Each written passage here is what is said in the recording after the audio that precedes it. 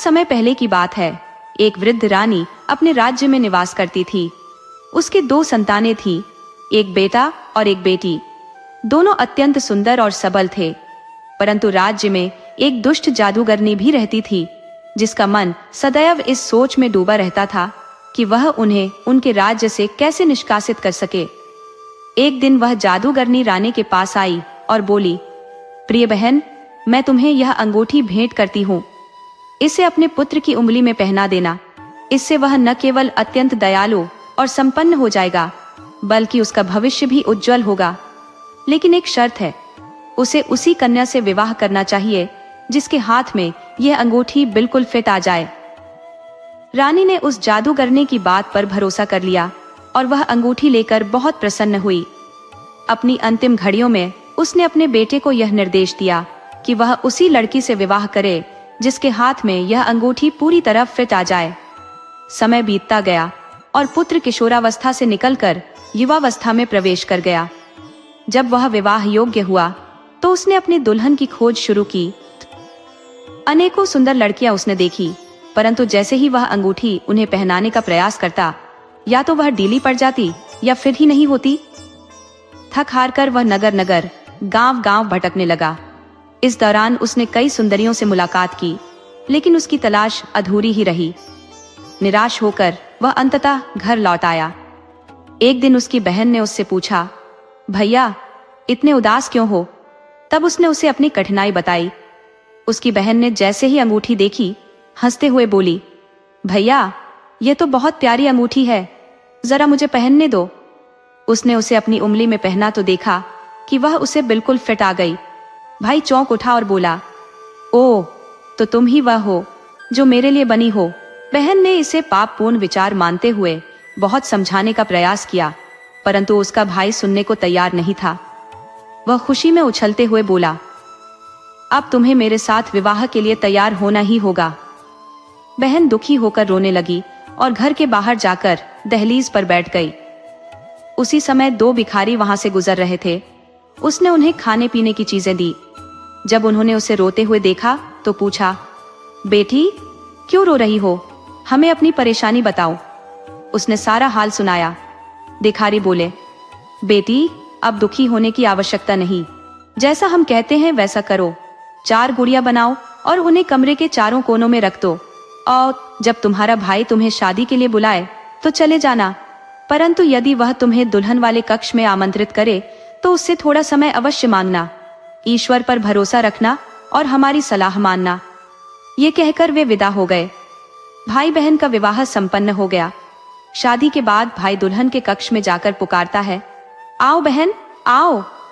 बहन ने कहा, मैं आती हूँ, बस कान के बुंदे उतार लूं। उसी क्षण धरती धीरे धीरे फटी और बहन को अपने भीतर समेटने लगी। भाई फिर पुकारा, बहन, आओ इस नरम बिस्तर पर। बहन ने उत्तर दिया, बस एक क्षण, मैं अपनी कमर की पेटी खोल रही हूँ। तभी चारों गुड़िया फिर गाने लगी, धरती फट जाए और बहन को समा ले। इस बार बहन का सिर छोड़कर पूरा शरीर धरती में समा गया। भाई फिर चिल्लाया, बहन, आओ इस बिस्तर पर। बहन बोली, एक क्षण, मैं अपने जूते उतार रही हूँ। चारों गुड़िया फिर से गाने लगी और इस बार वह पूरी की पूरी धरती में समा गई। भाई निरंतर पुकारता रहा और उसकी आवाज व्यर्थ ही गूंजती रही। काफी देर तक बहन के न आने पर भाई क्रोधित हो गया और उसे ढूंढने निकला। कमरे में केवल 4 गुड़िया थी जो अब भी गा रही थी। गुस्से में भाई ने उनका सिर आपस में टकराकर उन्हें आग में झोंक दिया। उधर बहन धरती के भीतर नीचे की ओर चलती गई और एक अजीब झोपड़ी देखी जो मुर्गे की टांग पर खड़ी चारों ओर घूम रही थी। उसे देखकर बहन बोली, ओ झोपड़ी, रुक जा, अपनी पीठ जंगल की ओर कर। इतना सुनते ही झोपड़ी ने जंगल की ओर पीठ कर ली और दरवाजा खोल दिया। भीतर से एक अत्यंत सुंदर लड़की प्रकट हुई जो सोने चांदी के तारों से बुनाई कर रही थी। उसने अपनी अतिथि का प्रेम पूर्वक स्वागत किया, पर एक गहरी सांस लेते हुए बोली, प्यारी बहन, तुझे देखकर हर्ष हो रहा है। काश मैं तेरी सेवा कर पाती, लेकिन यह तब तक ही संभव है जब तक मेरी माँ यहाँ नहीं आती। जैसे ही वह उड़कर यहाँ आएगी, समझ लेना कि हमारे लिए परेशानी की घड़ी है।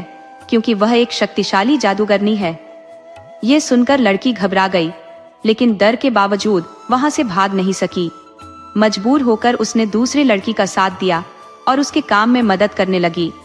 काम करते हुए दोनों की बातें भी चलती रहीं। जैसे ही जादूगरनी माँ के लौटने का वक्त हुआ, दूसरी लड़की ने अपनी सहेली को एक सुई में बदल दिया और उसे कपड़े में छिपाकर एक किनारे रख दिया।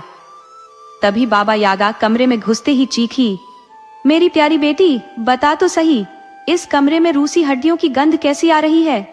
लड़की ने तुरंत कहा, माँ, थोड़ी देर पहले कुछ अजनबी यहाँ पानी पीने के लिए रुके थे, तो तुमने उन्हें पकड़ा क्यों नहीं? माँ, वे बहुत बुजुर्ग थे, आपके दांतों के लिए बहुत कड़े। बाबा यागा ने बड़बड़ाते हुए कहा, अच्छा, लेकिन अगली बार अगर कोई आए तो उसे पकड़कर रखना और छोड़ना मत। मैं अब नया शिकार ढूंढने जा रही हूँ। इतना कहकर वह उड़ गई। जैसे ही वह गई, दूसरी लड़की ने अपनी सहेली को फिर से सुई से लड़की के रूप में बदल दिया। दोनों फिर से बुनाई करने लगी और आपस में हंसी खुशी बातें करने लगी। कुछ देर बाद जादूगरनी फिर लौट आई। उसने चारों ओर सूंघा और कहा, बेटी, ये रूसी हड्डियों की गंध कहाँ से आ रही है? लड़की ने कहा, कुछ बुजुर्ग लोग यहाँ अपने हाथ गर्म करने आए थे और मैंने उन्हें रोकने की कोशिश की, पर वे नहीं रुके। माँ ने गुस्से में उसे डांटा और फिर उड़ गई। इस दौरान दूसरी लड़की ने अपने मेहमान को सुई के रूप में ही छिपा कर रखा था। माँ के जाते ही वे फिर से बैठकर बातें करने लगी और इस बार यह चर्चा करने लगी कि जादूगरनी से बचने का क्या उपाय निकाला जाए। बातों में ऐसा खो गई कि समय का पता ही नहीं चला। अचानक बाबा यागा सामने आ गई और बोली, बेटी, ये रूसी हड्डियों की गंध कहाँ से आ रही है? इस बार लड़की झूठ नहीं बोल सकी और बोली, माँ, ये सुंदर लड़की आपका इंतजार कर रही है। बाबा यागा ने हुक्म दिया, जा मेरी बच्ची, ओवन गरम कर और ध्यान रहे, इसे पूरी तरह गरम करना। जैसे ही मेहमान ने ऊपर नजर डाली, उसका दिल सिहर उठा, क्योंकि बाबा यागा अपनी लकड़ी की पतली टांगों पर खड़ी थी और उसकी लंबी नाक कमरे की छत को छू रही थी। फिर माँ बेटी आग जलाने के लिए ओक और मैपल की मोटी लकड़ियां उठा लाई। उन्होंने उन्हें ओवन में डालकर भड़का दिया और तब तक इंतजार किया जब तक ओवन धधक कर तपता न हो गया। तभी बाबा यागा ने अपने फावड़े को पकड़ा और मीठी आवाज में बोली, आओ मेरी प्यारी बच्ची, फावड़े पर बैठ जाओ। लड़की ने उसकी बात मान ली, लेकिन जैसे ही बाबा यागा ने उसे ओवन में धकेलने का प्रयास किया, लड़की ने अपनी टांगे ओवन की दीवार पर कस दी। बाबा यागा गुस्से से चीखते हुए बोली, अरे, क्या तू सीधे बैठ सकती है बिना हिले डुले? लड़की पर इसका कोई असर नहीं हुआ और बाबा यागा उसे ओवन में डाल नहीं पाई। इससे वह और भड़क उठी। उसने लड़की की पीठ पर जोर से धक्का दिया और कहा, बेकार में समय मत गंवा, देख कैसे फावड़े पर बैठा जाता है। ये कहते हुए बाबा यागा खुद फावड़े पर बैठ गई, अपने घुटनों को छाती तक मोड़ लिया। इसी मौके का फायदा उठाकर दोनों लड़कियों ने उसे जोर से ओवन में धकेल दिया और दरवाजा कसकर बंद कर दिया। फिर वे अपनी बुनाई, कंघी और ब्रश उठाकर वहां से तेजी से भाग निकली। वहां से थोड़ी ही दूर भागी होंगी कि पीछे मुड़कर देखा, बाबा यागा ओवन से किसी तरह बाहर निकल आई थी और गुस्से से चीख रही थी, हो देखो, वे भाग रही है। गिरफ्तार होने के डर से एक लड़की ने अपना ब्रश पीछे फेंक दिया। तुरंत ही उनके और बाबा यागा के बीच एक घना कांटेदार झाड़ जंगल खड़ा हो गया, जिसे बाबा यागा पार नहीं कर पा रही थी। उसने गुस्से में अपने पंजों को खुजाया, खुद को झाड़ा और फिर से पीछा करने लगी। अब लड़कियों ने और तेजी से दौड़ लगाई, लेकिन बाबा यागा का पीछा खत्म नहीं हुआ। इस बार उन्होंने अपना कंघा पीछे फेंक दिया। उसी क्षण एक घना डरावना जंगल उग आया, इतना सघन कि एक मक्खी भी उस पार नहीं जा सकती थी। जैसे ही जादूगरनी ने यह देखा, उसने गुस्से में अपने दांत किटकिटाए और फिर पीछा करने लगी। वह हर पेड़ को तोड़ती हुई उनके पीछे बढ़ती जा रही थी और इस तरह उसके सामने रास्ता बनता जा रहा था। वह बिल्कुल करीब पहुंचने ही वाली थी। लड़कियों में अब दौड़ने की ताकत बिल्कुल नहीं बची थी, इसीलिए उन्होंने हड़बड़ाहट में अपना एक कपड़ा पीछे फेंक दिया। देखते ही देखते उनके और जादूगरनी के बीच एक गहरा और चौड़ा आग का समुद्र बन गया। जादूगरनी ने उसे पार करने का प्रयास किया, लेकिन जैसे ही उसने कदम बढ़ाया, वह आग के समुद्र में गिर पड़ी और वहीं जलकर खत्म हो गई। लड़कियां अब बेघर थी और उन्हें यह भी नहीं पता था कि कहाँ जाए। दौड़ते दौड़ते वे बेहद थक चुकी थी, इसलिए एक जगह बैठकर सुस्ताने लगी। उसी वक्त एक आदमी वहां से गुजरा। उसने दोनों लड़कियों को अकेला बैठा देखा और पूछा कि वे कौन थी। फिर वह अपने मालिक के पास जाकर बोला, मालिक, आपके राज्य में 2 सुंदर पक्षियां आकर बैठी है। दोनों बेहद सुंदर है और देखने में बिल्कुल एक सी लगती है। उनकी आंखों और बनावट में कोई अंतर नहीं है। मालिक ने जब उन्हें देखा तो पाया कि उनमें से एक तो उसकी बहन है, परंतु कौन सी ये पहचानना मुश्किल था। इससे यह साफ था कि नौकर झूठ नहीं कह रहा था, पर वह खुद उलझन में था। बहन अपने भाई से नाराज थी, पर कुछ कह नहीं पा रही थी। मालिक भी असमंजस में पड़ गया कि अब क्या करे। नौकर ने एक सुझाव दिया, हुजूर, मैं एक खाल में थोड़ा सा खून भर लेता हूँ और उसे आपकी बगल में छुपा देता हूँ। आप दोनों बहनों से बातचीत करिए और जब मैं आपकी बगल में चाकू मारूंगा तब खून बहने लगेगा। आपकी असली बहन इस दृश्य को देखकर पहचान जाहिर कर देगी। मालिक ने सहमति जताई। जैसे ही योजना पर अमल किया गया, नौकर ने मालिक की बगल में चाकू से वार किया, जिससे खून बह निकला और मालिक गिर पड़ा। ये देख उसकी बहन दौड़कर उसके पास पहुंची और चीख उठी, भैया भैया। मालिक ये सुनकर खुश हो गया, हंसते हुए उठा और अपनी बहन को गले लगा लिया। इसके बाद उसने एक भले लड़के को देखकर बहन की शादी कर दी। मालिक ने खुद अपनी बहन की सहेली से विवाह कर लिया, क्योंकि उसमें वही गुण थे जिनकी उसे तलाश थी। और फिर सभी खुशहाल जीवन बिताने लगे। दोस्तों, आपको कहानी कैसी लगी अपने सुझाव कमेंट करना न भूले। तो चलिए आज की अगली कहानी शुरू करते हैं।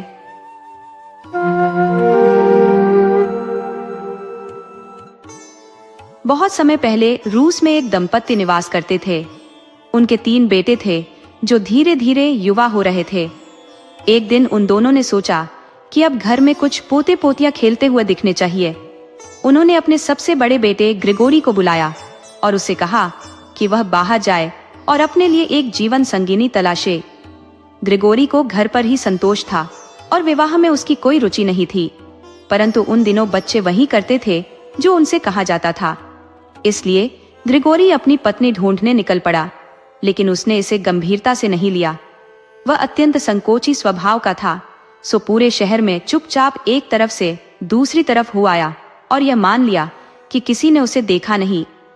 पुराने शहर के द्वार से निकलते समय कुछ हंसती खिलखिलाती लड़कियां उसके पास से गुजरी। ग्रिगोरी ने पूरी कोशिश की कि उन्हें दिखाए कि उसका उनसे कोई वास्ता नहीं। उनके चले जाने पर वह तेजी से वहां से खिसक गया। शहर के बाहर पहुंचकर वह एक सुनसान रास्ते पर आ गया, जहां दूर दूर तक कोई भी नजर नहीं आ रहा था। तभी एक भयावह ड्रैगन उसके सामने आ गया। भय के मारे वह दूसरी ओर भागने लगा, पर ड्रैगन भी उसके सामने आकर खड़ा हो गया और अत्यंत विनम्र आवाज में बोला, मुझसे भयभीत मत हो, मैं तुम्हें कोई हानि नहीं पहुंचाऊंगा। क्या मैं जान सकता हूं कि तुम कहां जा रहे हो? कुछ क्षणों तक ग्रिगोरी कुछ कह नहीं पाया। फिर थोड़ी देर बाद हकलाते हुए बोला, ओह नहीं नहीं, मैं अपने घर वापस जा रहा हूं।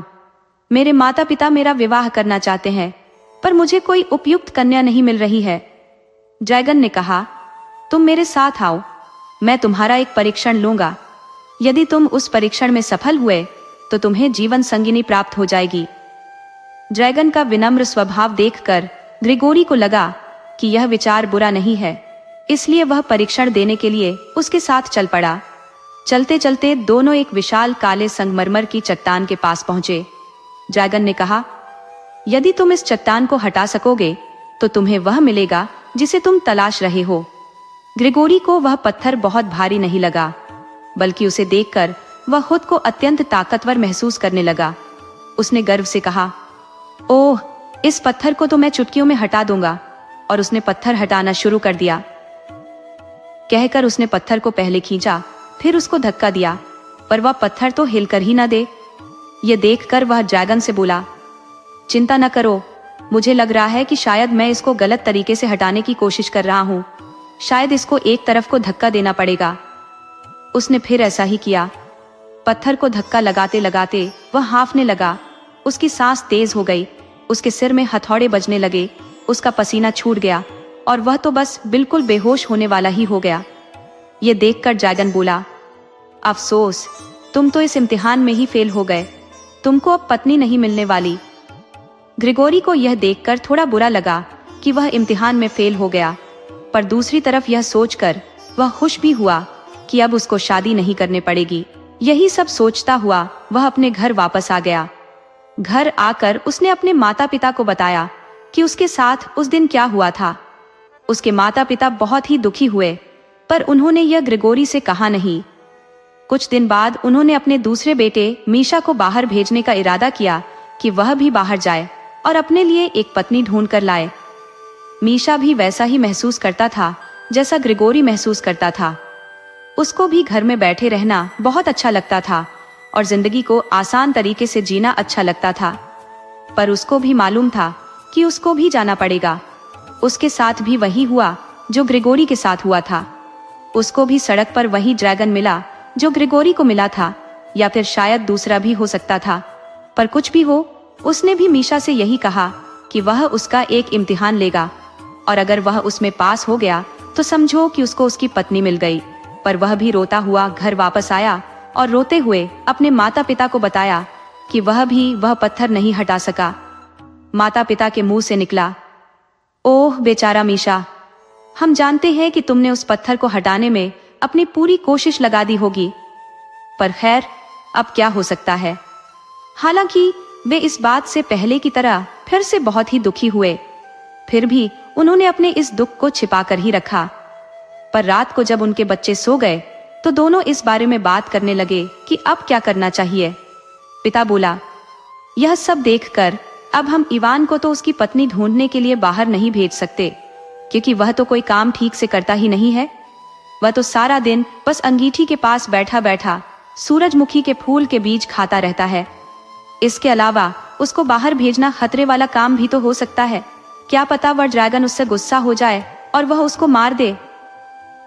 इसलिए इवान को बाहर नहीं भेजा गया, जो इवान को बिल्कुल भी अच्छा नहीं लगा।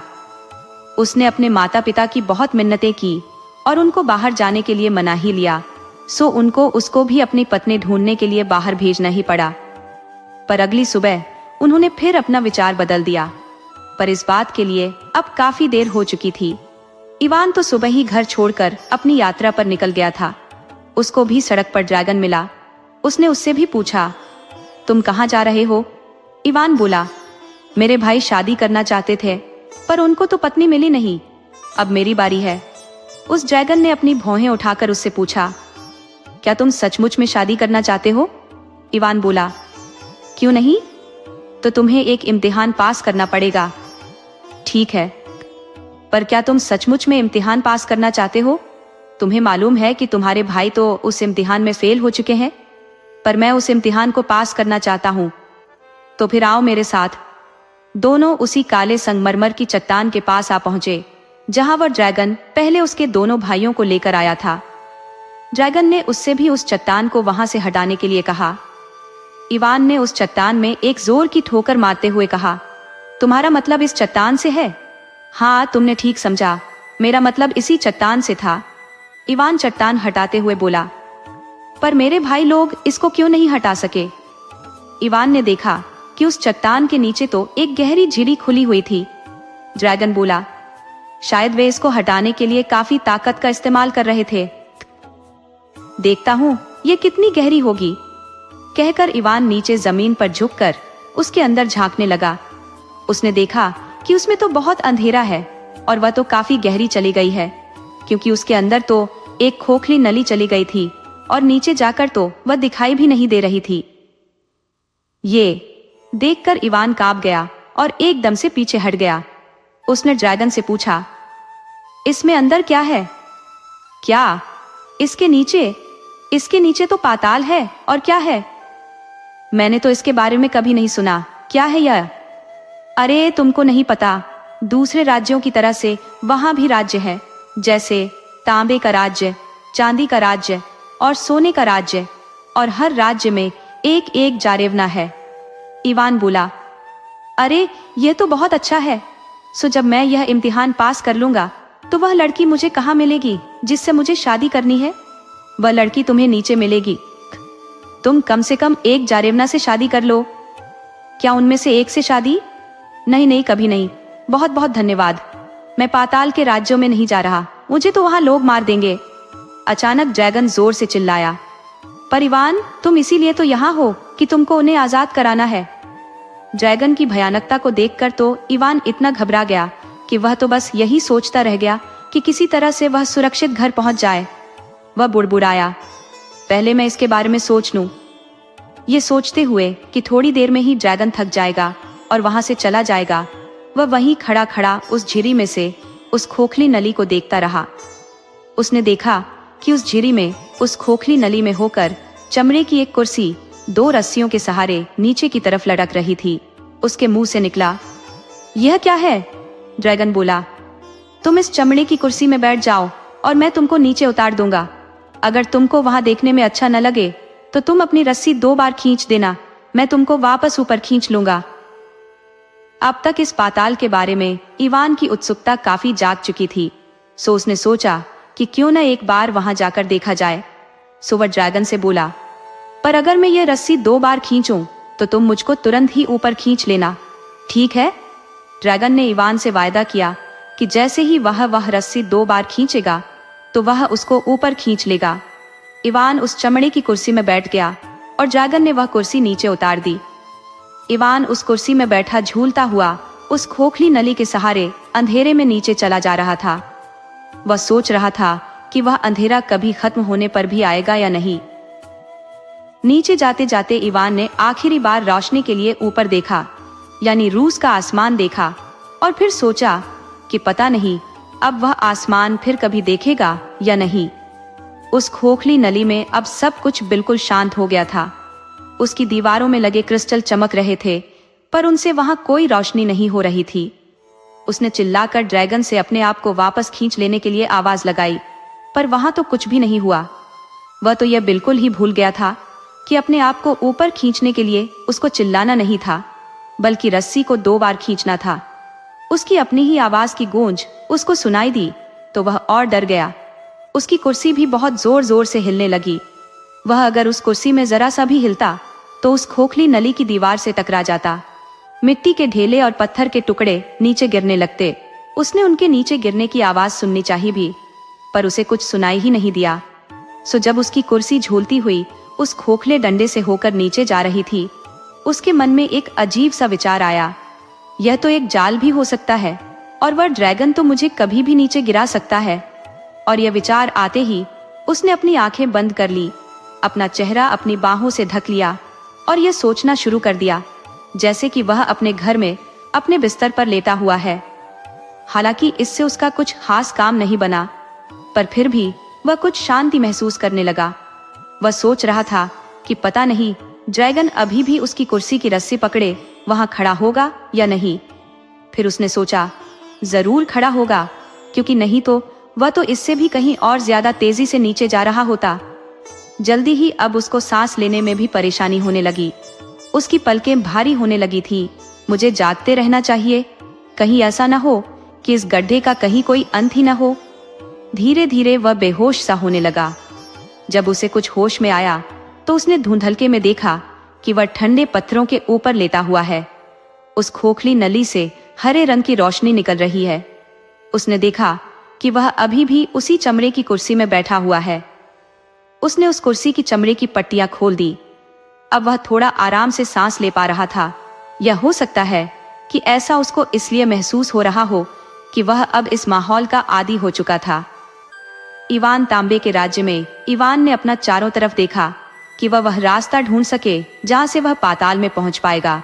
जब उसकी आंखें धुंधलके में देखने की आदी हो गई तो उसको उस खोखली नली से निकलते हुए कई रास्ते दिखाई दिए।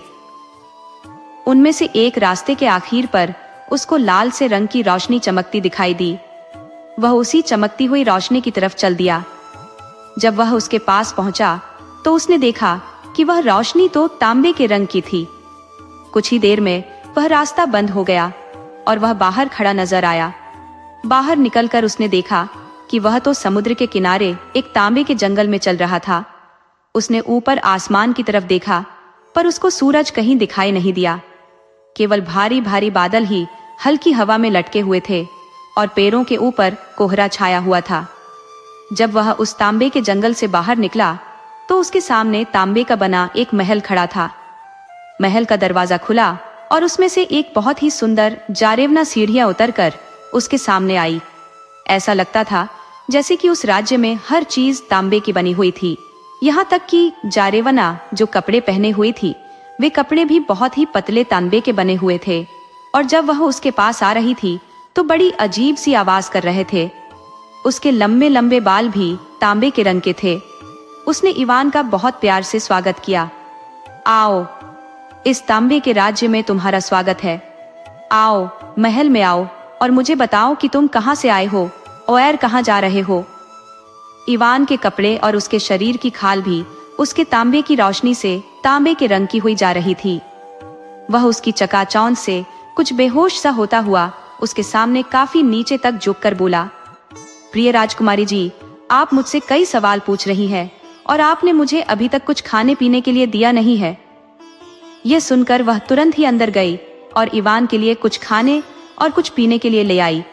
हालांकि वहां का वह तांबे के रंग का खाना देखने में बड़ा अजीब सा था, पर उसने जितने खाने अब तक खाए थे उन सब में वह सबसे ज्यादा स्वादिष्ट था। उसने सोचा शायद उसके ऊपर जो तांबे के रंग की रोशनी पड़ रही थी इसीलिए वह उसको ऐसा लग रहा होगा।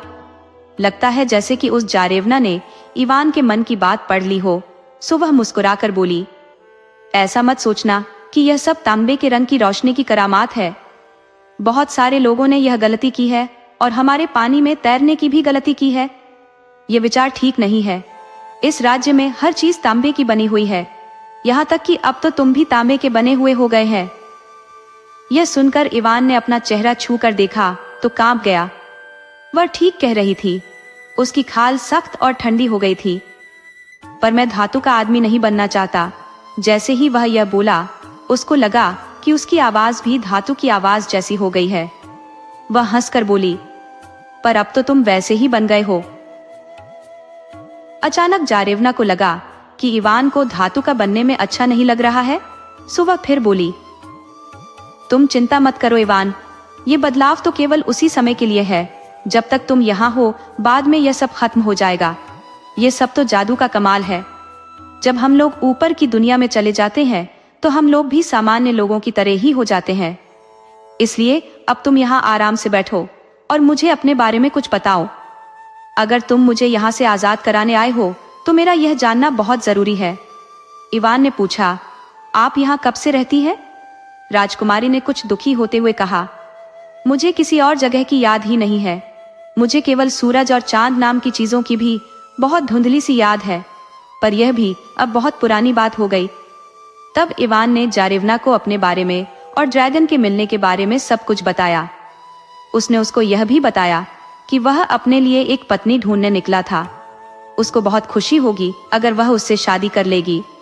राजकुमारी ने जवाब दिया, नहीं, यह नहीं हो सकता इवान, क्योंकि मैं यह जगह तभी छोड़ सकती हूँ जबकि पहले सुनहरी जारेवना यहाँ से आजाद हो जाए। उसके लिए तुम पहले समुद्र के किनारे वाले जंगल में से जाओ और फिर अंधेरी सुरंग में से होकर जाओ तो तुम चांदी के राज्य में पहुंच जाओगे। वहां तुमको एक और जारेवना मिलेगी जो मुझसे भी ज्यादा सुंदर होगी। सो इवान उसे वहीं छोड़कर चांदी के राज्य में जाने के लिए तैयार हुआ। उसके जाने से पहले इस तांबे के राज्य वाली जारेवना ने उसको उसकी रक्षा के लिए एक तांबे की अंगूठी दी। इवान ने उसको इसके लिए धन्यवाद दिया और वहां से चल दिया। इवान चांदी के राज्य में इवान सुरंग में चलता रहा तो उसको उस सुरंग के आखिर में एक सफेद रोशनी चमकती दिखाई दी। जैसे जैसे वह उस रोशनी के पास आता गया तो उस रोशनी की चमक तेज और तेज होती गई। जल्दी ही वह एक बड़ी सी गुफा में खड़ा हुआ था। उसकी तो छत ही बहुत ऊंची दिखाई देती थी, जैसे वह मीलों ऊपर तक हो। उस गुफा की छत से चांदनी की एक चमकीली किरण सफेद बिछ के जंगल के ऊपर पड़ रही थी। चांदी जैसे सफेद समुद्र के किनारे पर एक महल खड़ा था। गुफा के फर्श पर चांदी का मुलायम रेत बिखरा पड़ा था। उसकी छत से चमकते हुए पत्थर लटके थे जिनसे रोशनी हो रही थी। आवाजों में वहां केवल हवा की और समुद्र के किनारे पर उसकी लहरों के टकराने की ही आवाज हो रही थी। समुद्र के किनारे एक जारेवना अपनी घोड़ी पर सवार हुई घूम रही थी। इवान को देखकर वह उसकी तरफ घूमी तो घोड़े की कुदान से समुद्र का ठंडा पानी जो इधर उधर बिखरा तो इवान कांप गया। वह अपने घोड़े की रास पकड़कर घोड़े को सीधे उसके सामने ले आई। अपने चेहरे से अपने चांदी के बाल हटाते हुए वह बोली, इस चांदी के राज्य में तुम्हारा स्वागत है। इवान ने सोचा कि जैसे पहले वाली जारेवना तांबे की बनी थी, शायद यह जारेवना चांदी की बनी हुई होगी। उसने उसको बहुत नीचे तक झुककर नमस्ते की। उसने भी इवान से पूछा कि वह कहाँ से आया था और कहाँ जा रहा था। थोड़ा रुककर वह बोला, प्रिय राजकुमारी, तुम्हारे सवालों के जवाब देने से पहले मुझे कुछ खाना और पीना चाहिए। वह उसको महल के अंदर ले गई और उसको कुछ खाने के लिए और शराब पीने के लिए दी। वह खाना चांदी की तरह सफेद था और शराब भी बिल्कुल चमकती हुई सफेद थी। जब वह खा रहा था तो उसने अपने हाथों की तरफ देखा। उसने देखा कि उसका तांबे जैसा रंग तो बिल्कुल ही चला गया था और अब उस रंग की जगह चांदी का रंग लेने लगा था। उसने अपने बालों में अपनी उंगलियां फिराई तो उनमें भी उसको कुछ अजीब सी आवाज सुनाई दी। उसने सोचा, उम्मीद है कि यह सब भी बहुत देर तक नहीं रहेगा। जब वह खा चुका तो जारेवना से बोला कि वह एक पत्नी की तलाश में था। क्या वह उससे शादी करना पसंद करेगी? वह बोली, अफसोस, ऐसा नहीं हो सकता। तुमको इस अंधेरी सुरंग से जाना पड़ेगा जब तक कि तुम सोने के राज्य में न पहुंच जाओ। वहां एक और जारेवना तुम्हारा इंतजार कर रही है। पहले तुम्हें उसे आजाद कराना पड़ेगा। उसने भी उसको एक चांदी की अंगूठी दी और कहा, लो, यह चांदी की अंगूठी लो और देखो, इसे हमेशा पहने रहना। यह तुम्हारी यात्रा में तुम्हारी रक्षा करेगी। इवान ने उससे वह चांदी की अंगूठी ली, उसको धन्यवाद दिया और अपनी आगे की यात्रा पर आगे बढ़ गया। इवान सोने के राज्य में उस अंधेरी सुरंग में कुछ दूर चलने के बाद इवान को उसके आखिरी हिस्से पर एक सुनहरी रोशनी दिखाई दी। पहले की तरह से जब वह उस सुरंग के आखिर में पहुंचा तो यह गुफा तो पहली 2 गुफाओं से भी बहुत बड़ी थी। जार के इस राज्य में तो हर चीज सोने में नहाई जैसी लग रही थी। एक पल को तो उसको लगा कि वह सूरज देख रहा है, पर जब उसने ऊपर देखा तो उसको इस रोशनी में थोड़ी गर्मी तो लगी, पर बाहर की दुनिया में उसे सूरज कहीं दिखाई नहीं दिया। पर जब उसने बाद में उसके बारे में सोचा तो उसने देखा कि वह तो पानी के ऊपर धूप की चमक पड़ रही थी। उस रोशनी में तो उसकी अपनी खाल और कपड़े भी सुनहरे लग रहे थे। उस सोने के राज्य में सारी चीजें असली सोने की थी। जारेवना भी अपने महल के सामने सुनहरी रेत पर खड़ी हुई थी। वह इवान को देखकर बहुत खुश हुई और उसने इवान के सामने सुनहरी खाना और सुनहरे रंग की चमकती शराब रखी। इवान ने उसको बताया कि वह अपने घर से अपनी पत्नी ढूंढने निकला था। फिर उसने उससे कहा, अगर तुम मेरी पत्नी बनना चाहती हो तो अब भी मेरे साथ चलो।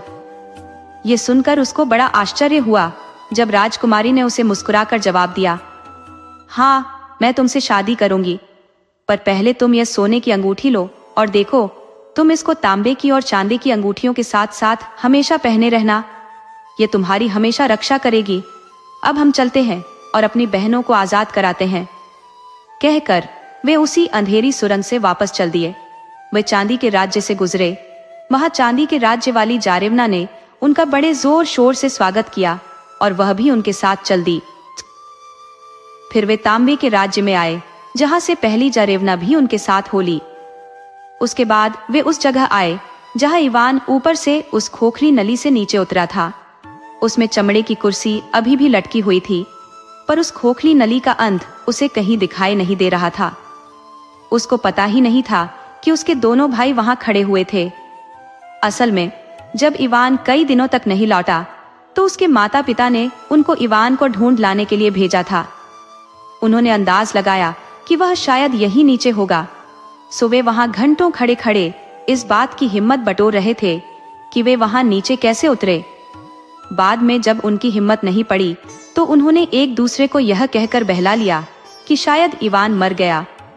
वे लोग वहां से जाने ही वाले थे कि तांबे के राज्य वाली जारेवना उस चमड़े की कुर्सी में चढ़ गई और उसकी रस्सी को एक हल्का सा झटका दिया। इवान के भाइयों ने रस्सी हिलती देखी तो उनको लगा कि कोई उनसे नीचे से कुछ कहना चाहता है, सो उन्होंने वह रस्सी खींचनी शुरू कर दी। जब वह चमड़े की कुर्सी ऊपर आई तो उसमें तो तांबे के राज्य की जारेवना बैठी हुई थी। ऊपर आकर उसने वह कुर्सी फिर से नीचे भेज दी। इस बार चांदी के राज्य की जारेवना ऊपर आई और फिर सोने के राज्य की जारेवना ऊपर आई। आखिर में इवान उस चमड़े की कुर्सी में बैठा। उसके भाइयों ने उसे खींचा, पर अब तक वे उस रस्सी को खींचते खींचते थक चुके थे, सो वे बहुत धीरे धीरे रस्सी खींच रहे थे। पर जब उनको यह पता चला कि उस कुर्सी में इवान था, तो उनको उससे जलन होने लगी कि इवान वहां सफल हो गया था जहां वे बुरी तरह फेल हो गए थे। ग्रेगरी बोला कि हम उसकी सहायता क्यों करें। मीशा भी बोला, इस तरह से तो सारे गांव में लोग हमारी हंसी उड़ाएंगे और हम बदनाम हो जाएंगे। सो जब तक इवान आधे रास्ते तक भी नहीं आया था कि उसके आने से पहले ही ग्रिगोरी नीचे झुका और इससे पहले कि जारेवनाएं उसे रोक सकती, उसने उस चमड़े की कुर्सी की रस्सी काट दी। तीनों जारेवनाएं इवान के लिए बहुत जोर जोर से रो पड़ी। उन्होंने इवान के भाइयों से बहुत प्रार्थना की कि वे उसको बचा ले, पर वे तो उसकी सुनने वाले थे नहीं। जारेवनाएं तो बस अब इसी से संतुष्ट थी कि इवान उनकी दी हुई अंगूठियां अभी तक पहने था। इवान का पाताल से बाहर निकलना, उधर रस्सी के कटते ही इवान उस अंधेरे खोखली नली में नीचे गिर पड़ा। वह 2 दिन तक तो वहां से हिल भी नहीं सका। जब वह हिलने डुलने लायक हो गया तो वह बहुत ही नाउम्मीद सा बैठ गया कि अब वह बाहर जाने का रास्ता कैसे पाएगा। उसकी आंखों में आंसू आ गए। वह यही समझ नहीं पा रहा था कि वह वहां से बाहर जाने के लिए किससे पूछे और अब कौन सी सुरंग ले।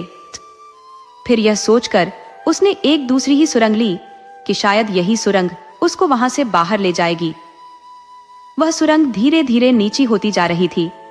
कहीं कहीं तो उस सुरंग की छत इतनी नीची थी कि उसको बहुत झुककर चलना पड़ रहा था और कभी कभी तो उसको पत्थरों पर घुटनों के बल भी चलना पड़ रहा था।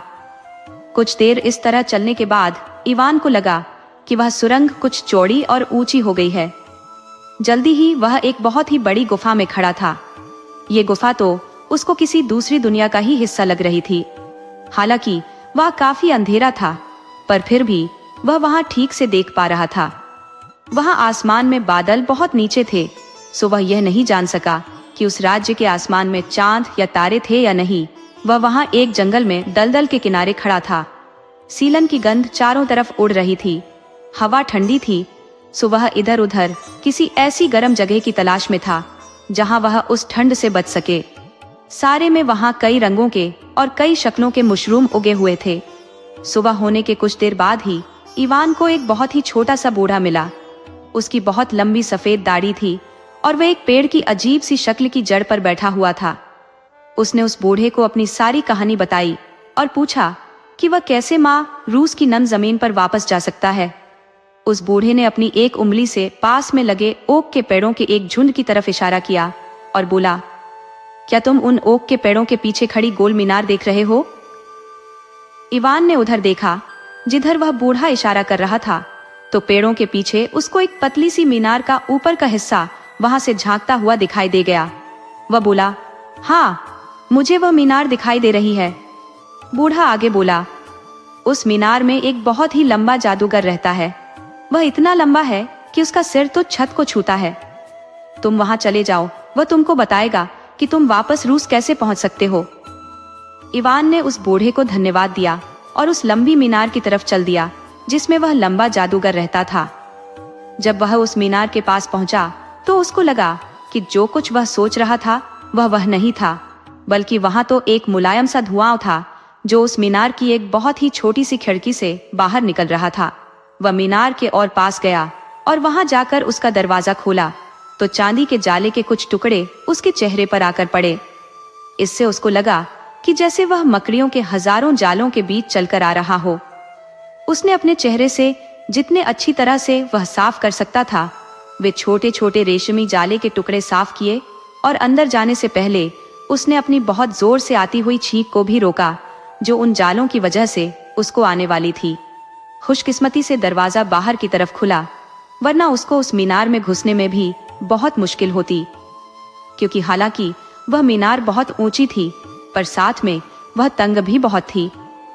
उसमें घुसने के लिए भी इवान को अपने आप को उसकी दीवार से सटकर ही उसके अंदर घुसना पड़ा। जैसे ही वह उस मीनार के अंदर घुसा तो उसको वहां वह जादूगर खड़ा दिखाई दे गया। उसके अंदर वह लंबा जादूगर खड़ा खड़ा अपनी चांदी जैसी दाढ़ी के बालों को हाथी दांत की कंघी से कंघी कर रहा था। उसके सिर के बाल उसकी दाढ़ी जितने ही लंबे थे, पर उसकी खोपड़ी पर गंजेपन का एक चमकदार चकत्ता था। शायद यह चकत्ता वहां इसलिए था कि उस जगह वह उस मीनार की छत से छूटा था। उसने कत्थई रंग की एक थैले जैसी पोशाक पहन रखी थी, जिस पर सारे में चांदी के बाल लगे हुए थे। जब उसने इवान को देखा तो उसने अपनी दाढ़ी के बालों में कंघी करना रोक दिया और कंघी को साफ करना शुरू कर दिया। इससे उसके बालों के कई सारे छोटे छोटे बादल खिड़की के बाहर उड़ गए और बहुत सारे बाल उसके कमरे में भी इधर उधर उड़ने लगे। कुछ बाल उसके चेहरे के चारों तरफ भी उड़ने लगे, जिससे उसके चेहरे का काफी हिस्सा ढक गया। इससे इवान उसका पूरा चेहरा भी एक बार में नहीं देख सका। इवान से बात करने से पहले जादूगर को अपना गला साफ करने में कई मिनट लग गए। तब तहीं जाकर वह इवान से बड़ी ऊंची आवाज में बोला, किसी ने रूसी हड्डियों को यहाँ आने के लिए नहीं कहा, वे तो यहाँ अपने आप ही आई हैं। यह सुनकर इवान ने थोड़ा इंतजार किया कि शायद वह जादूगर कुछ और बोले, पर वह और कुछ भी नहीं बोला, क्योंकि बदकिस्मती से उसके सिर के सामने जादूगर के बालों का एक बहुत बड़ा बादल आ गया था। सुना तो वह कुछ देख ही सका और न ही कुछ बता सका कि वह जादूगर क्या सोच रहा था। इवान ने उस जादूगर को हंसाने की बहुत कोशिश की, जैसे अपनी गर्दन टेढ़ी करके, और उसके चेहरे की तरफ देखकर वह बोला, हाँ, वे अपने आप ही आई हैं। उस लंबे जादूगर ने उसकी इस बात का कोई जवाब नहीं दिया और फिर से अपनी दाढ़ी में कंघी करने लग गया। इवान आगे बोला, ओ ताकतवर जादूगर, क्या तुम मुझे बता सकते हो कि मैं वापस अपनी माँ रूस की नम जमीन पर कैसे पहुंच सकता हूँ? पर वह जादूगर फिर से अपनी कंघी साफ करने लग गया। उसकी कंघी से निकले बालों का बादल काफी तो खिड़की से बाहर उड़ गया, पर काफी फिर भी कमरे में भी उड़ता रहा। कई मिनटों बाद उसने फिर अपना गला साफ किया और अपनी उसी ऊंची आवाज में बोला, माँ, रूस की नम जमीन पर पहुंचने के लिए तुमको यहाँ से दाईं तरफ करीब 30 गहरी झील जाना चाहिए। वहां दूर जाकर तुमको एक झोपड़ी मिलेगी जो मुर्गे की टांगों पर खड़ी होगी। उस झोपड़ी में एक बूढ़ी जादूगरनी बाबा यागा रहती है। उस झोपड़ी में घुसने से पहले तुमको जादू के कुछ शब्द बोलने होंगे। इस बुढ़िया के पास एक गरुड़ चिड़ा है जो तुमको माँ रूस की नम जमीन तक ले जा सकता है। इवान ने पूछा, और वे जादू के शब्द क्या है? ऊपर से आवाज आई, वे तुम्हें पता चल जाएंगे। और उस जादूगर ने फिर से अपना गला साफ करना शुरू कर दिया। उसको अपना गला साफ करते करते फिर मिनटों लग गए और इवान बड़ी उत्सुकता से उन जादू के शब्दों को सुनने का इंतजार करता रहा। उसको जादूगर के ये शब्द सुनकर बड़ी नाउम्मीदी हुई। यहाँ बहुत ही खुशकी है। ये सुनकर तो इवान का अपना गला भी खुश्क होने लगा था। वह बोला, हाँ, यह तो है। और कुछ ताजा हवा लेने के लिए वह उस मीनार के बाहर निकल आया। उसकी समझ में यही नहीं आया कि जादूगर के उन जादू के शब्दों से उसका क्या मतलब था। शायद उसको कुछ गलती लग गई होगी, क्योंकि वह यह सब कैसे जान सकता था। फिर उसने सामने की तरफ देखा तो उसको सामने कुछ झीलें दिखाई दी, सो वह वहीं उनके आसपास चक्कर काटता रहा। उसको वहां उनके आसपास चक्कर काटते हुए और यह गिनते हुए कि वे वाकई में 30 झीलें थी, कई दिन बीत गए, क्योंकि दूर उसको कई और भी झीलें दिखाई दे रही थी। उसको यह पता ही नहीं चल पा रहा था कि उसने उन झीलों को ठीक से गिन लिया था या नहीं। पर हाँ, उसको 30 झीलें गिनने के बाद जब 30वीं झील के किनारे एक झोपड़ी दिखाई दे गई जो मुर्गे की टांगों पर खड़ी थी, तो उसको लगा कि उसने उन झीलों को ठीक ही गिना था। जब वह उस झोपड़ी के पास पहुंचा तो उसने देखा कि वह झोपड़ी तो घूमे जा रही है और वह तो बहुत तेजी से घूम रही है। और वह केवल तेजी से घूम ही नहीं रही है, बल्कि बहुत जोर की ची ची की आवाज भी कर रही है। उस ची ची की आवाज से तो उसके कान ही फटे जा रहे थे। उसके घूमने की आवाज और इस ची की आवाज दोनों ने मिलकर तो उसका सिर बहुत भारी सा कर दिया। फिर पता नहीं कहां से उसके दिमाग में वे जादू के शब्द आ गए जिनको उसे उस झोपड़ी में घुसने से पहले बोलना था, और उसने उनको गाना शुरू कर दिया। ओ छोटी झोपड़ी, तुम अपना दरवाजा मेरी तरफ करो और मुझे अंदर आने दो। अचानक घूमती हुई झोपड़ी रुक गई। उसकी आवाज भी धीरे धीरे कम होती गई और वह एक लंबी सी छीं की आवाज करके रुक गई। उसकी टांगें इतनी नीचे को झुक गई कि वह झोपड़ी जमीन से आकर लग गई। अब उसका दरवाजा इवान के सामने था। अचानक एक लंबी सी उसास के साथ उस झोपड़ी का दरवाजा खुला। इवान सोचने लगा, ये मैंने कैसे किया? पर फिर उस झोपड़ी में घुस गया। अंदर पहुंचकर उसने देखा कि बाबा यागा अपनी पुराने ढंग की ईंटों की अंगीठी पर लेटी हुई है। वह खर्राटे मार रही थी।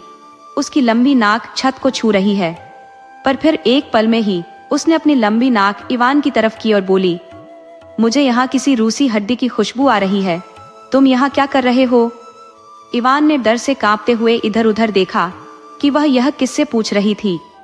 फिर यह समझते हुए कि वह यह उसी से कह रही थी, वह हकलाते हुए बोला, लंबे जादूगर ने मुझे आपके पास इसलिए भेजा है ताकि मैं आपके गरुड़ पर सवार होकर अपनी माँ रूस की नम जमीन पर जा सकूं। बाबा यागा वहीं से चिल्लाए, ओ रूसी हड्डी, बाहर बागीचे में जाओ और वहां जाकर उस स्त्री को ढूंढो जो 7 दरवाजों की चौकीदार है। उससे चाबी लो और उन 7 दरवाजों को खोलो। जब तुम आखिरी दरवाजा खोलोगे तो वह गरुड़ अपने पंख फड़फड़ाएगा। अगर तुम उससे डर नहीं गए तो तुम उसकी पीठ पर बैठकर उड़कर वहां जा सकते हो। और हाँ, मेरे उस पालतू चढ़े के लिए काफी सारा मांस ले जाना मत भूलना। इवान सोच रहा था, कौन सा बागीचा? कि किस बागीचे की बात कर रही है? क्योंकि वह जानता था कि उसके घर के बाहर तो कोई बागीचा था ही नहीं, वहां तो केवल जंगल था।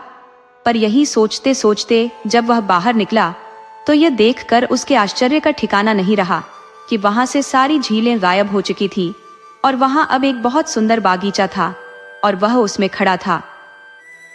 उस बागीचे के चारों तरफ एक बहुत पुरानी दीवार थी जिसमें 7 ठोस ओक की लकड़ी के दरवाजे लगे थे। एक बहुत ही भयानक शक्ल वाली स्त्री उन 7 दरवाजों की चौकीदारी कर रही थी। हालांकि उसका तो यह सब देखकर ही दिल डूबने लगा। पर फिर उसने सोचा कि अगर मैंने बाबा यागा से बात कर ली और मुझे कुछ नहीं हुआ तो यह स्त्री उससे ज्यादा बुरी तो नहीं हो सकती। पर जब वह उसके कुछ फीट पास तक आ गया तो अचानक ही उसने एक बड़ी सी तलवार निकाल ली। उसकी आंखों में वहशीपना छा गया। ये देखकर इवान का तो जैसे खून ही जम गया। वह वहीं से चिल्लाया, बाबा यागा ने मुझसे तुमसे चाबी लेने के लिए कहा है। ये सुनकर उस स्त्री ने अपने हाथ से तलवार छोड़ दी और उसका स्वागत किया। वह उसके यात्रा के लिए कुछ खाना पीना और कुछ और सामान लेकर आई। इवान ने बाबा यागा का कहा माना, सो वह निडर होकर गरुड़ की पीठ पर बैठ गया और उससे जितना भी मांस लिया जा सका उतना मांस उसके लिए उसने ले लिया। कुछ समय बाद इवान को भूख लगने लगी तो उसने सोचा कि मैं उस मांस में से थोड़ा सा मांस खा लेता हूँ। हमारे पास तो हम दोनों के लिए जितना मांस चाहिए उससे कहीं ज्यादा मांस है। सो उसने उसमें से थोड़ा सा मांस खा लिया। जब वे लोग कुछ देर तक उड़ चुके तो गरुड़ ने अपनी बटन जैसी पीली पीली आंखें इवान की तरफ घुमाई तो इवान ने उसको कांपते हाथों से मांस का एक टुकड़ा खिला दिया। गरुड़ ने भी उसे इवान के हाथों से छीनकर एक ही बार में खा लिया। उस उड़ान के दौरान ऐसा कई बार हुआ कि जब भी गरुड़ ने उसकी तरफ देखा तभी उसने उसको मांस खिलाया। पर हर बार उसे लगा कि वह गरुड़ तो अपनी तेज चोंच से उसका हाथ ही काट लेगा, परंतु ऐसा हुआ नहीं। जल्दी ही सारा मांस खत्म हो गया, पर रास्ता तो अभी बाकी था। गरुड़ ने फिर इवान की तरफ देखना शुरू किया। अब इवान को तो मालूम था कि उसके पास जितना मांस था वह सब खत्म हो गया था। सो वह उस पर चिल्लाया, घूम कर देखो, अब सारा मांस खत्म हो गया। तुम्हारे लिए अब मेरे पास कुछ भी नहीं बचा। इस पर गरुड़ ने उसको अपनी तेज निगाहों से घूरा। इवान ने भी उसको घूरा, पर उसका तो एक एक जोड़ कांप रहा था। इवान को लगा कि यह गरुड़ तो पता नहीं कब तक उसको इस तरह से घूरता रहेगा। पर उसने देखा कि जल्दी ही उसने अपना मुंह फिरा लिया और इवान ने शांति की सांस ली। अचानक एक चीं की आवाज के साथ, जिसे इवान का खून तो बस जम सा ही गया, गरुड़ ने एक बार फिर अपना सिर घुमाकर इवान की तरफ देखा और उसकी गर्दन से मांस का एक टुकड़ा काट लिया। इवान ने देखा कि वे उस समय एक खोखली नली में से ऊपर की तरफ उड़ रहे थे। इवान तो इस सब से इतना डर गया और उसे इतना धक्का लगा कि उसे अपनी गर्दन में से मांस निकाले जाने का जरा भी दर्द महसूस नहीं हुआ। अब उसको यह लगने लगा कि यह गरुड़ तो उसको ही टुकड़े टुकड़े करके खा जाएगा। सो उसने तय किया कि अब की बार अगर उसने उसकी तरफ देखा तो वह उसके ऊपर से कूद नीचे पड़ेगा। उसको सपने में लगा कि वे उस खोखली नली में से दूर, बहुत दूर किसी रोशनी की तरफ उड़े जा रहे हैं। उसने देखा कि जब वे उस नली के आखिरी सिरे पर पहुंचे तो वह गरुड़ काले संगमरमर की चट्टान के पास उतर रहा था। इवान तुरंत ही उसकी पीठ से नीचे लुढ़क गया। वह नम घास पर लेट गया और सोचने लगा कि अब तो यह गरुड़ बस उसको खा ही जाएगा। पर यह देखकर उसे बड़ा आश्चर्य हुआ जब उसको खाने की बजाय वह उसके गले की मांस का टुकड़ा जो उसने खा लिया था वापस लाया और इवान से कहा कि वह उसको अपने घाव के ऊपर रख ले, इससे उसका घाव भर जाएगा। इसके बाद वह उस खोखली नली से होकर वहां से चला गया। इवान ने ऐसा ही किया। उसका घाव कुछ पलों में ही भर गया। सूरज की किरणों की गर्मी से इवान के शरीर में कुछ जान सी आई और उसने अपने अंदर ताकत महसूस की। जब वह वहां लेटा हुआ था तो सूरज की एक किरण उसकी एक अंगूठी पर पड़ी। तब उसे याद आया कि वह कहाँ था और अब कहाँ है। उसने झुककर माँ रूस की नम जमीन को चूमा और देखा कि उसकी खाल और उसके कपड़े सब कुछ सामान्य रंग के हो गए हैं।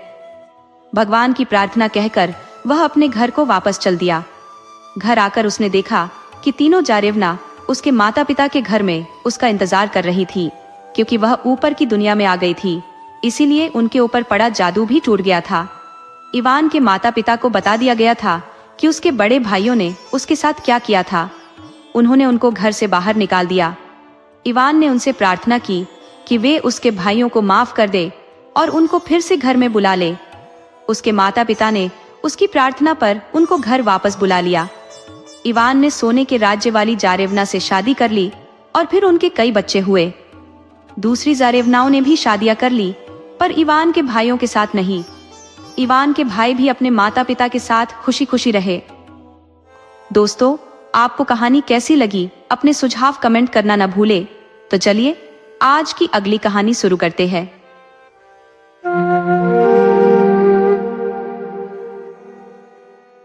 किसी समय की बात है कि एक परिवार में 3 भाई रहते थे। एक का नाम था रैम, जो भैंसे के जैसा मजबूत था। दूसरा था गोट यानी बकरा, और सबसे छोटा था शूफिल फिल्यूशका। एक दिन तीनों भाई जंगल की ओर निकल पड़े। वहां एक बूढ़ा पहरेदार उनका असली बाबा था। रैम और गोट ने अपने छोटे भाई शूफिल को बाबा के पास छोड़ा और शिकार के इरादे से आगे बढ़ गए। अब फिल्यूशका अकेला था और अपनी मर्जी का मालिक बना। बाबा बहुत वृद्ध और थोड़ा भोला भाला था।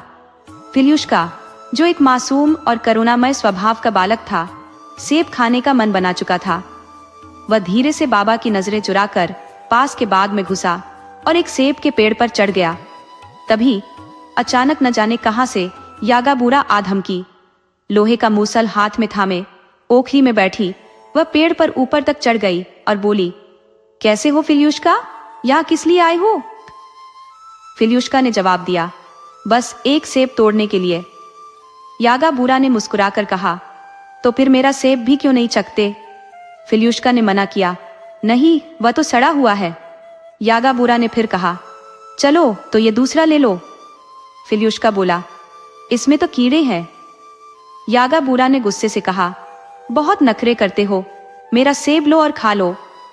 ज्यों ही उसने सेब लेने के लिए हाथ बढ़ाया, यागाबूरा ने उसका हाथ कसकर पकड़ लिया और उसे अपनी ओखली में बिठाकर उड़ चली। वह ऊंचे पहाड़ों, घने जंगलों और दूर दूर तक फैले मैदानों के ऊपर से मूसल को चलाती हुई तेजी से उड़ रही थी। फिल्यूशका को अचानक होश आया और उसने जोर जोर से रोते हुए अपने भाइयों को पुकारा, ओ गोट, ओ रैम, जल्दी आओ। यागा मुझे ऊंचे पहाड़ों, काले घने जंगलों और बत्तखों के बसेरे वाले मैदानों के ऊपर से उड़ा ले जा रही है। सौभाग्यवश रैम और गोट उस वक्त आराम कर रहे थे। गोट ने फिल्यूशका की आवाज सुनी और तुरंत कहा, ये तो हमारे फिल्यूशका की आवाज है। दोनों भाई तेजी से दौड़े, यागाबूरा को पकड़कर उसे नीचे उतार लिया और फिल्यूशका को बचा लिया। डर से कांपते हुए बाबा के पास वापस लौटे। बाबा का तो डर के मारे दिल दहल गया था। रैम और गोट ने फिल्यूशका को फिर से बाबा के सुपुर्द किया और वे दोबारा शिकार पर निकल गए। पर फिल्यूशका तो बच्चा था। जैसे ही उसके भाइयों की नजर हटी, वह फिर से सेब के पेड़ की ओर खींचा चला गया। वह फिर पेड़ पर चढ़ा और वहां फिर से वही यागाबूरा मौजूद थी, जो उसे सेब देने की पेशकश कर रही थी। फिल्यूशका ने चुनौती भरे लहजे में कहा, इस बार तुम मुझे नहीं पकड़ पाओगी, बूढ़ी मायावी माट। यागा बूरा ने मीठा बनते हुए कहा, अरे बेटे, इतनी सख्ती क्यों? ये सेब ले लो, मैं नीचे फेंक देती हूँ। फिल्यूश्का ने सहमति में सिर हिलाया। ठीक है, फेंक दो इसे।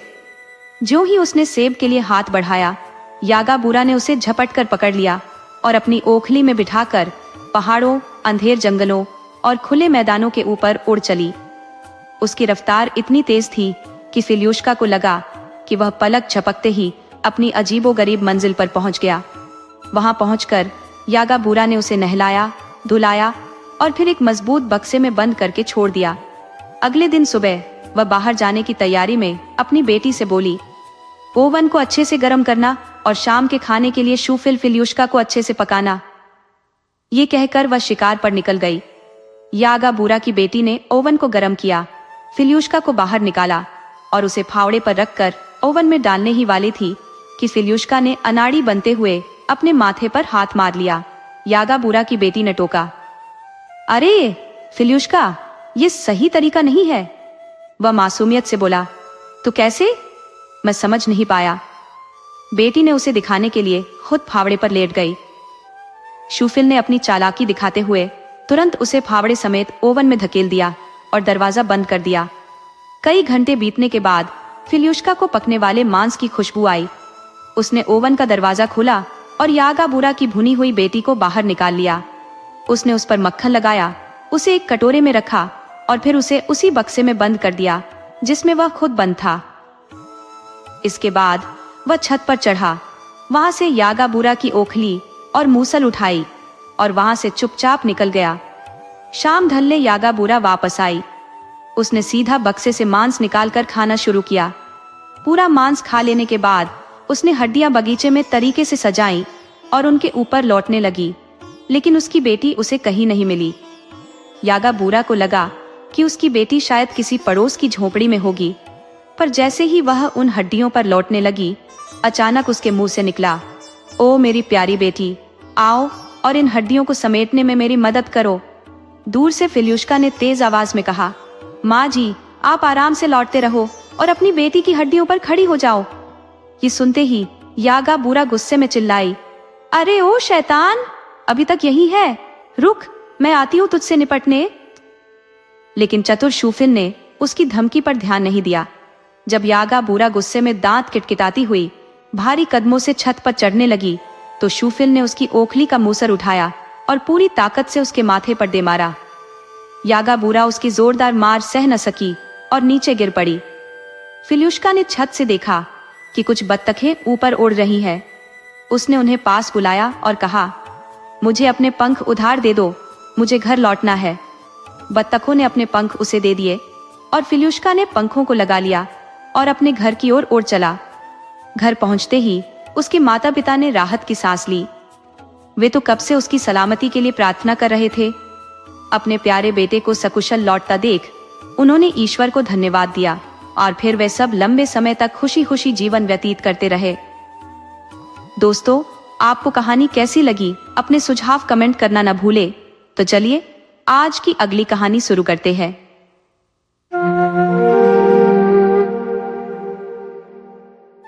पुराने जमाने की बात है। एक था बूढ़ा, एक थी बुढ़िया। उनके पास एक बकरा और एक मेढ़ा था, जिन्हें उन्होंने अपने घर में पाल रखा था। बकरे और मेढ़े में गहरी दोस्ती थी। जहां बकरा जाता वहां मेढ़ा पीछे पीछे पहुंच जाता। बकरा जैसे ही साग बाड़ी में पत्ता गोभी खाने घुसता, मेढ़ा भी झट से वहां आ धमकता। बकरी अगर बगीचे में पहुंचती तो मेढ़ा भी बगीचे में जा ही पहुंचता। बूढ़े ने एक दिन बुढ़िया से कहा, अरे बुढ़िया, इन दोनों ने तो जीना हराम कर रखा है। अच्छा होगा कि हम इन्हें घर से निकाल दें, वरना साग बाड़ी और बाग बगीचा इनकी वजह से एक दिन बर्बाद हो जाएगा। चलो भाई, निकलो यहाँ से। बकरे और मेढ़े ने अपने लिए एक झोला सिल लिया, उसे गले में लटकाया और घर से चल पड़े। रास्ते में चलते चलते उन्हें एक खेत के बीचों बीच भेड़िए का कटा हुआ सिर दिखाई पड़ा। मेरा ताकतवर था, लेकिन उसमें हिम्मत कम थी, जबकि बकरा हिम्मती था पर ताकतवर नहीं था। बकरे ने कहा, मेरे भाई, तुम ताकतवर हो, ये सिर उठा लो। मेरा बोला, नहीं भाई, तुम हिम्मती हो, तुम ही उठा लो। आखिर दोनों ने मिलकर भेड़िए का सिर उठाया और अपने झोले में रख लिया, फिर चल पड़े। कुछ दूर चलने पर उन्हें आग जलती हुई दिखाई दी। चलो उधर चलते हैं, वहां रात बिता लेंगे ताकि हमें भेड़िए न खा जाएं। जब वे आग के पास पहुंचे तो देखा कि कुछ भेड़िए वहां दलिया बना रहे थे। नमस्ते जवानों, बकरे ने कहा। भेड़िए बोले, नमस्ते नमस्ते, जब तक दलिया पकता है तब तक तुम्हारे मांस का स्वाद ही ले लेते हैं। ये सुनकर मेढ़ा घबरा गया, लेकिन बकरा खुद को संभाले हुए था। उसने कहा, मेरे भाई, झोले में से भेड़िए का सिर तो निकालो। मेढ़े ने झोले से कटा हुआ सिर निकाला। बकरा बोला, अरे ये नहीं, बड़ा वाला सिर निकालो। मेढ़े ने वही सिर फिर बाहर निकाला। बकरा बोला, नहीं, ये तो किसी काम का नहीं, सबसे बड़ा वाला निकालो। भेड़िए डर गए। वे सोचने लगे, अरे एक के बाद एक भेड़िए के सिर निकाले जा रहे हैं। उनमें से एक भेड़िया चुप्पी तोड़ते हुए बोला, भाइयों, पानी कम पड़ गया है, मैं पानी लेने जा रहा हूं। जैसे ही वह थोड़ा दूर पहुंचा, उसने सोचा, भाड़ में जाए ये दलिया, और भाग खड़ा हुआ। दूसरा भेड़िया भी अपनी जान बचाने की एक चाल सोचने लगा। अरे ये दुश्मन की औलाद न जाने कहां मर गया है, दलिया भी जलता जा रहा है, रुको, मैं अभी जाकर उस कमबख्त को छड़ी से हाँक कर ले आता हूं। वह भी सरक गया और पहले भेड़िए की तरह लौटकर वापस नहीं आया। तीसरा भेड़िया, जो अब तक शांत बैठा था, उसने भी एक तरकीब लगाई। रुको, मैं जाकर देखता हूं, दोनों को यहां लाता हूं। वह भी मौके का फायदा उठाकर भाग गया। उसकी जान बच गई तो वो खुश हो गया। इस मौके पर बकरा अपने दोस्त मेढ़े की तरफ मुड़ा और बोला, अब और क्या देख रहे हो दोस्त, सोचने का समय नहीं है, आओ जल्दी से दलिया खा लेते हैं और यहाँ से फुर्र हो जाते हैं। इतने में पहले वाले भेड़िए ने थोड़ी ठंडे दिमाग से सोचा, हम भी कैसे बेवकूफ हैं जो एक बकरे और मेढ़े से डर गए। भाइयों, हमें तुरंत जाकर इन दुश्मन की औलादों का सफाया कर देना चाहिए। सब वहां पहुंचे तो पाया कि दलिया साफ किया जा चुका था, अलाव भी बुझ गया था और बकरा और मेढ़ा ऊंचे बलूत के पेड़ पर चढ़े बैठे थे। भेड़िए बलूत के नीचे बैठकर यह सोचने लगे कि इन दोनों को आखिर पकड़ा कैसे जाए। ऊपर देखा तो पाया कि बकरा सबसे ऊपरी डाल पर चढ़ा हुआ है, जबकि मेढ़ा नीचे की डाल पर कांप रहा था। सुनो, उन्होंने सबसे लंबे और घने बालों वाले एक अनुभवी भेड़िए से कहा, तुम हमारे बीच सबसे बुजुर्ग हो, कुछ उपाय बताओ कि कैसे ऊपर चढ़कर उन्हें पकड़ा जाए। लंबे बालों वाला भेड़िया पेड़ के नीचे लेटकर सोचने लगा। उधर मेरा डाल पर बैठा थर थर कांप रहा था। डर के मारे उसका बस नहीं चला और वह सीधे नीचे खड़े भेड़िए के ऊपर धड़ाम से गिर पड़ा। बकरे ने मौके को भांपते ही चिल्लाना शुरू किया, पकड़ो इस झबरे भेड़िए को, इसे इधर ला, मेरे पास, भागने न पाए। और वह खुद भी पेड़ से छलांग मारते हुए भेड़ियों पर कूद पड़ा। ये देखते ही सभी भेड़िए जान बचाकर भाग खड़े हुए। बकरे ने अपने दोस्त मेढ़े के साथ मिलकर एक झोपड़ी बना ली और तब से वे दोनों उसमें आराम से जिंदगी गुजार रहे हैं और अपनी छोटी सी दुनिया में सुख समृद्धि कमा रहे हैं।